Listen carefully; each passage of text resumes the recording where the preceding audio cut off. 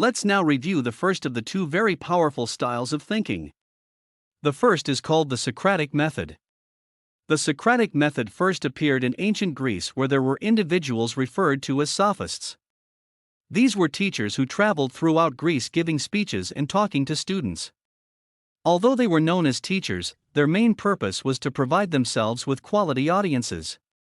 They used these audiences to describe their perceptions, in order to develop those perceptions even further.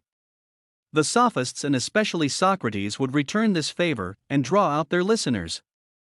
They would accomplish this by asking them a series of questions, forcing them to go into their own minds and pull out information that they did not even realize that they had. This process, and the various ways they did it, became known as Socratic method. The Socratic method was the main instructional method during this period.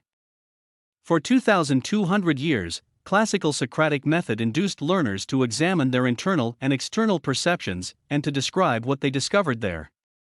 Historically, this practice was always accompanied by huge leaps of perception, understanding, and growth. As a result, most of its practitioners became convinced that all knowledge and understanding are already within each learner and needed merely be drawn out. The principle of description that we spoke about is embedded in the Socratic method. Education itself was named from the Greek word educare, to draw out. From a population base of just a few thousand citizens in classical Greece, most of whom were simple peasants or farmers, stop and consider how many of those people we recognize as cultural giants and geniuses from that period, namely Socrates, Aristotle, Plato, Sophocles, Archimedes, Pericles, Homer, Plutarch, Herodotus. The second time that the Socratic method was widely used as the instructional method was during the European Renaissance. From a population base of but a few 100,000 educated citizens in Europe, consider how many geniuses and cultural giants lived: Da Vinci, Michelangelo, Copernicus, Newton, Descartes, Galileo, Kepler, and many others.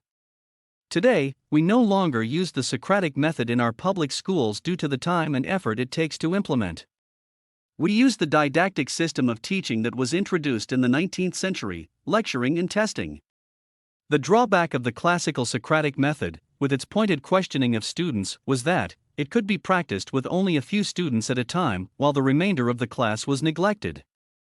Today, the name, Socratic method, is given to any technique which induces the learner to examine his or her internal and external perceptions, and to describe in detail what he or she discovers there. These actions create the miracle of the Socratic method.